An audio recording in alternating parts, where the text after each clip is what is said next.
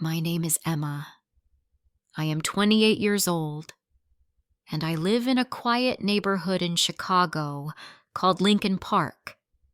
It's a peaceful place with tall trees, small shops, and friendly neighbors. Many people say I have a good life. I have a husband, a nice apartment, and a stable job at a bookstore. But deep inside, I am not happy. Every day, I wake up with a heavy heart. 1 year ago, I made a big mistake. I married a man named Leo. He is 32 years old. Leo is a good man. He is kind, gentle, and always smiles. But I do not love him. I married him not because of love, but because I was angry and sad. I wanted to forget my ex-boyfriend Alex, who broke my heart. I wanted to move on quickly, so I said yes when Leo asked me to marry him. At that time, I thought marriage would help me feel better. I believed that maybe love would come later, but love never came. And now, I am the one who is hurting. Leo does everything to make me happy. He brings me flowers on Fridays. He cooks dinner when I feel tired. He writes small notes and puts them in my lunch bag. He calls me my sunshine and always kisses my forehead. Many women would feel lucky to have a man like him, but I feel sad because I cannot love him back. One night we were sitting on the balcony. The stars were bright and the air was warm. Leo looked at me and said, "Emma, I know you don't love me yet, but I believe you will. I will wait. My love is strong enough for both of us." His words made me want to cry. He was so full of hope, but I had no hope inside me. I felt like I was lying every day. I smiled when I didn't want to. I said thank you when I felt nothing. I was living a life that didn't belong to me. My mother once told me, "Emma, love can grow with time. Marriage is not always about strong feelings. It is about kindness, respect, and patience." I tried to believe her. I tried to be patient. But every day, I felt more and more like a stranger in my own life.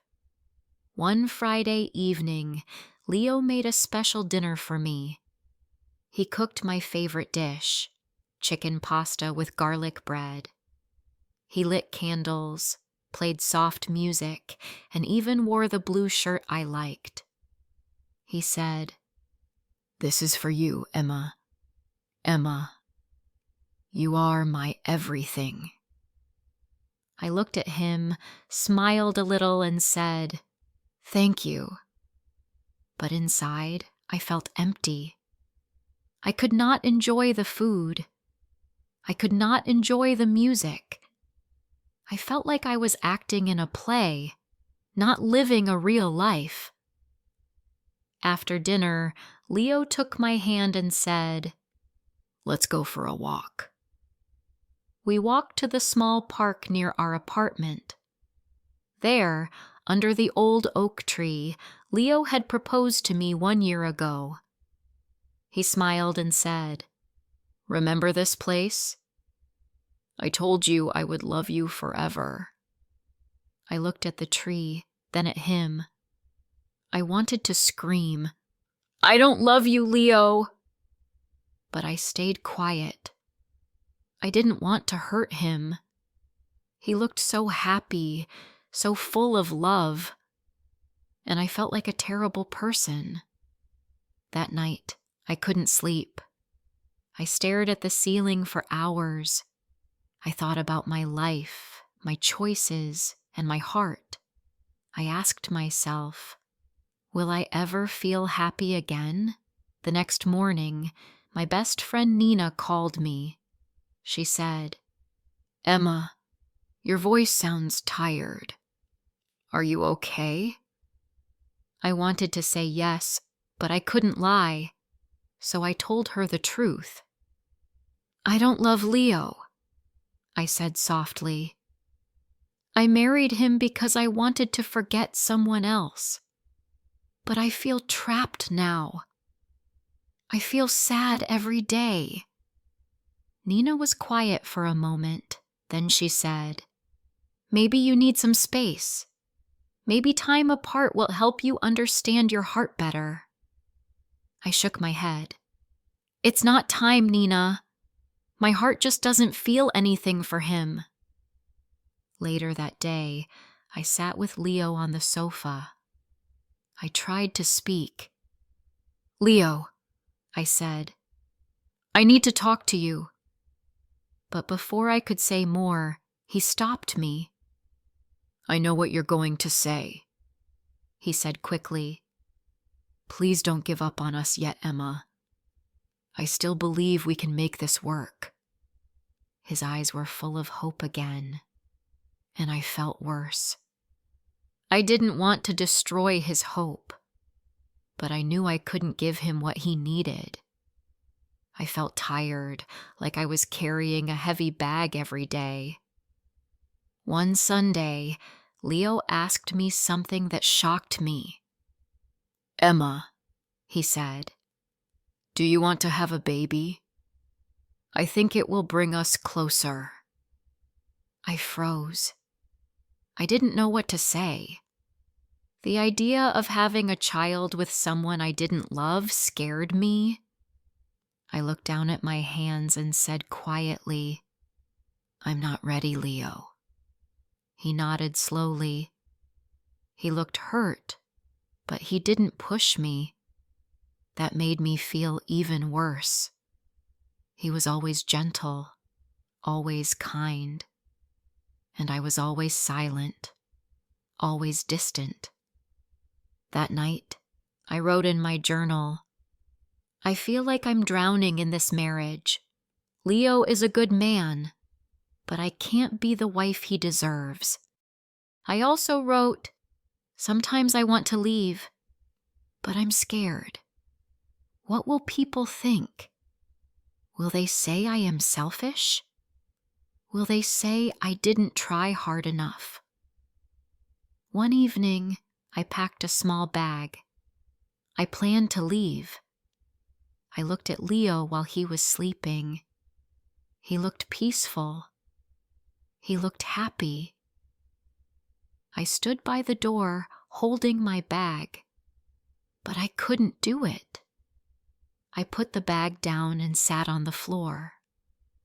I cried quietly. The next morning, Leo made coffee for me. He kissed my cheek and said, "Good morning, my love. I believe in us." His words broke my heart again. I wanted to scream, "Stop hoping!" But I stayed quiet again. I walked to the window and looked at the street. A dog was running, kids were laughing, and the sun was shining. The world was moving, but inside I felt stuck. I didn't know what to do. I didn't know how to fix my life. I only knew one thing. I couldn't live like this forever. Before I share the rest of my story, I want to ask you something. Where are you listening from? It gives me strength to know someone is hearing my words. Someone who understands. Please tell me in the comments. I would really love to know. The days passed slowly. I woke up every morning, made breakfast, went to work at the bookstore, came home, and smiled for Leo. But inside, I was tired. I was tired of pretending. One Saturday, Leo came home early with 2 movie tickets in his hand. He said, "Emma, let's go out tonight. Just you and me.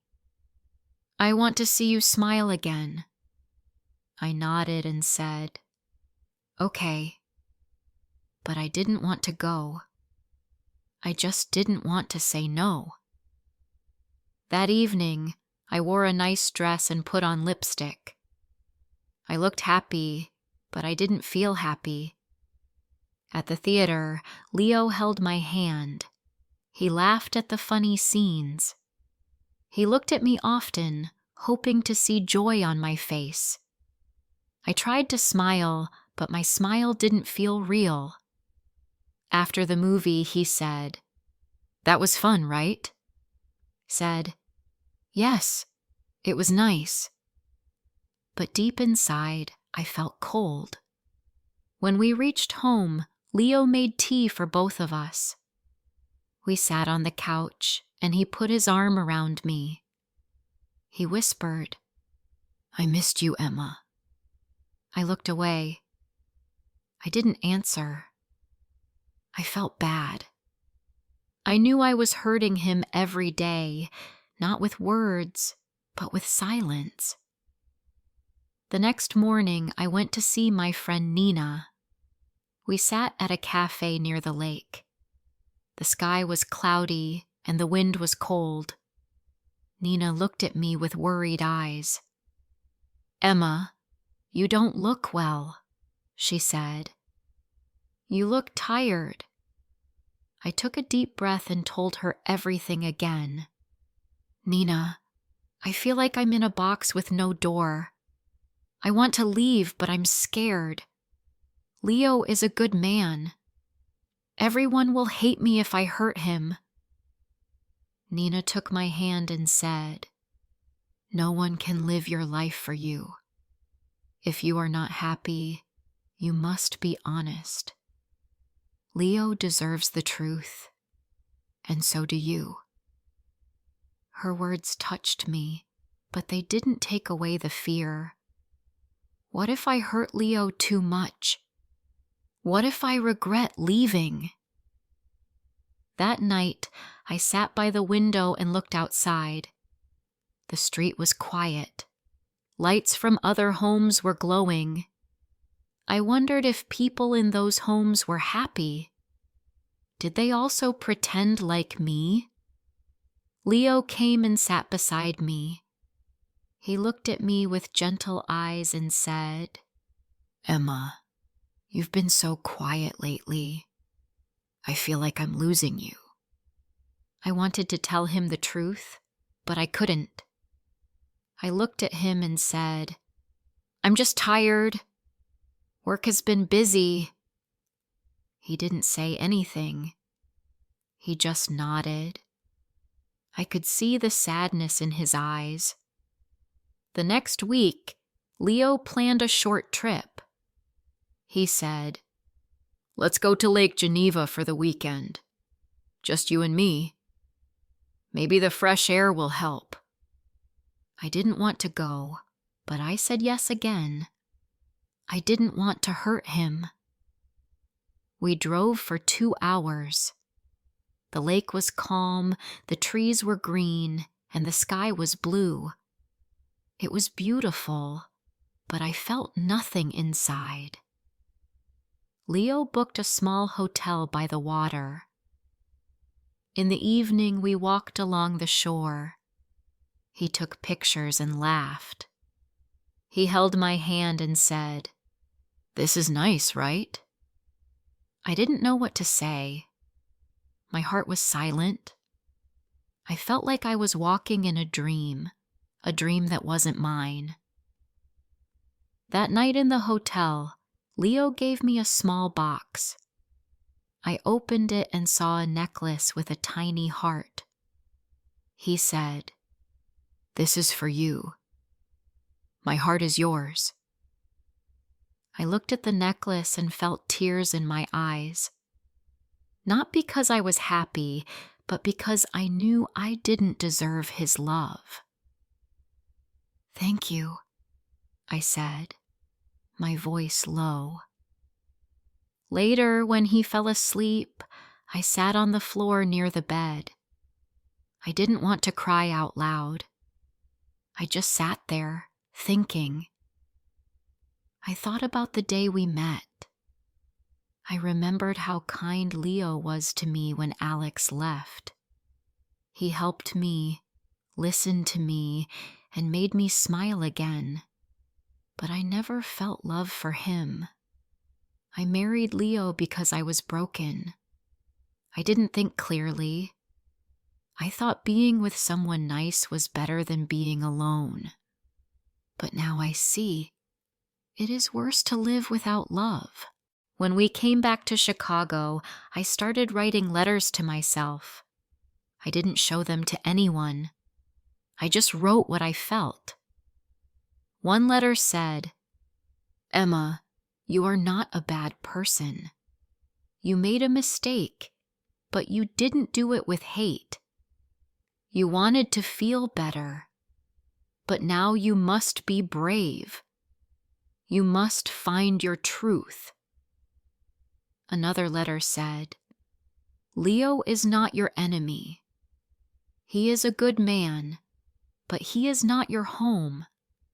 You cannot give him what he needs." Writing helped me understand myself. It helped me see my own pain clearly. A few days later, Nina called me and said, "Emma, you sound stronger." I said, "I'm thinking about telling Leo everything. He deserves the truth." She said, "I'm proud of you." That evening, I made tea and asked Leo to sit with me. My hands were shaking. "I need to tell you something," I said. He looked at me and said, "Okay." I took a deep breath. "Leo, I care about you. You are a good man, but I don't love you. I never did. I married you because I was hurting. I thought love would come later, but it didn't." Leo was quiet. He didn't move. His face was calm, but his eyes were wet. He said softly, "I knew, Emma. I saw it in your eyes. I just didn't want to believe it." Tears rolled down my cheeks. "I'm so sorry," I said. "I never wanted to hurt you." Leo nodded. "I love you, Emma. I really do. But I can't be the only one trying. If your heart isn't here, I can't hold you back." His words broke me. He was still kind. Even when I was honest, even when I gave him pain, he stayed kind. We sat in silence for a long time. No shouting, no blame, just sadness.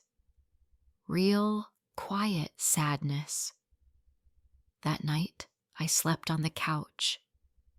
I looked at the wall and whispered, "I told the truth. I finally told the truth." I didn't know what would happen next. I didn't know if I would leave soon or if we would talk more. But I felt lighter. For the first time in months, I felt like I was breathing. The next few days were quiet. Leo and I still lived in the same apartment, but we didn't talk much. We both needed space to think. I slept in the small guest room. He slept alone in our bedroom. In the mornings, Leo still made coffee. He still left a cup on the kitchen table for me. But now, there were no notes, no smiles, just silence. I went to work and tried to stay busy. I helped customers at the bookstore. I arranged books, cleaned shelves, and answered questions. but my heart was not in the work. My mind was always thinking about what would happen next. One afternoon, Nina came to see me at the shop. She gave me a hug and said, "How are you doing?" "I'm okay," I said. "It's hard, but I feel more honest now." Nina smiled. "That's a good start. What will you do next?" "I think I need to leave," I said quietly. "It's time." That evening, I told Leo I wanted to move out. He didn't look surprised. He asked, "Do you have a place to go?" "Yes," I said. Nina offered me her guest room for now. Leo nodded. He was quiet for a moment. Then he said, "Emma, I'm not angry. I'm just sad. But maybe this is the right thing." I felt tears in my eyes. "I never wanted to break your heart," I said. He gave a small smile. "You didn't break my heart, Emma. I gave it to you freely. Even if you couldn't keep it, I don't regret loving you." His words were kind, but they made my heart ache. The next morning, I packed my clothes and a few books. I didn't take much. The apartment felt heavy with memories, even though we had only lived there for 1 year. I looked at the small things: his coffee mug, our wedding photo, the blanket we used while watching movies. Leo helped me carry my bag to the door. He said, "If you ever need anything, call me." I nodded. "Thank you for everything, Leo. You were always good to me." He looked at me one last time and said, "Take care, Emma." Then I walked out of the apartment. Nina was waiting in her car. She smiled and opened the door. "Let's go," she said. I sat beside her and we drove away. I didn't look back. At Nina's apartment, I sat in the small guest room and cried. Not because I missed Leo, but because I felt so many things: guilt, sadness, fear, and also a little hope. For the first time, I had made a choice for myself. I had said the truth. I had taken a step forward. The days passed slowly. I stayed at Nina's place for a few weeks. I helped her with cooking, cleaned the dishes, and sometimes watched movies with her. She never pushed me to talk, but she was always there when I needed to cry. I started going for long walks by the lake. I watched people walking their dogs, riding bikes, and drinking coffee on benches. I liked watching life go on. It helped me feel calm. One day, I walked into a small cafe and saw a flyer for a creative writing class at the community center. Something inside me said, "Try this." So I signed up. The class was small, just 8 people. We wrote stories and read them out loud. At first I was shy, but slowly I started to enjoy it. I wrote about my feelings, my past, and my hopes.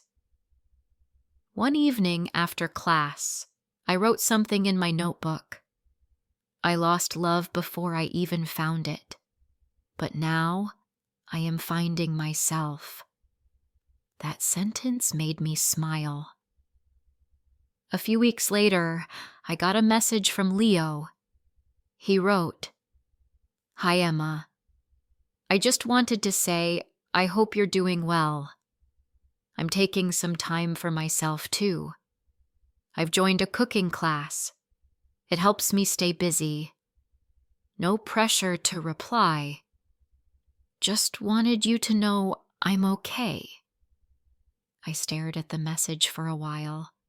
Then I replied, Hi, Leo. Thank you for your message. I'm glad you're doing okay. I'm in a writing class now. It's helping me too. Wishing you peace and happiness. We didn't talk again after that, but it felt good to say goodbye in a kind way. Months passed. I found a small studio apartment near the bookstore. It wasn't fancy, but it was mine. I painted the walls light yellow. I put flowers in the window. I hung a picture of the lake. Every morning, I made my own coffee. I sat at the window and watched the world outside. I felt lonely sometimes, yes, but I also felt free. I still thought about Leo. I hoped he would find someone who truly loved him. He deserved that. He gave love with an open heart. I hoped someone would do the same for him. One day, while cleaning my drawer, I found the heart necklace Leo gave me at the lake. I looked at it for a long time. Then I placed it in a small box and wrote a note. Thank you for your kindness. I couldn't wear it, but I will never forget it. I left the box at Nina's place. She said she would return it to Leo for me. As the seasons changed, I changed too. I began to smile more. I made new friends in my writing class. I laughed again. I started to feel like me. One night, I looked in the mirror. I saw a woman with tired eyes but a soft smile. A woman who had been lost but was now walking her own path. I whispered to myself, it's not a perfect story, but it's mine. I am still learning, still growing. I don't know what the future holds, but I know one thing now. Never marry for the wrong reason. Never silence your heart. If someone out there feels like me, I want to say, you are not alone. It's okay to make mistakes. It's okay to start again. Be honest. Be brave. Your heart knows the truth. Thank you for listening to my story. It's not full of smiles and happy endings, but it's real. And sometimes being real is the bravest thing we can be. If this story touched your heart, don't forget to like, comment, and share. More emotional and inspiring stories are coming soon.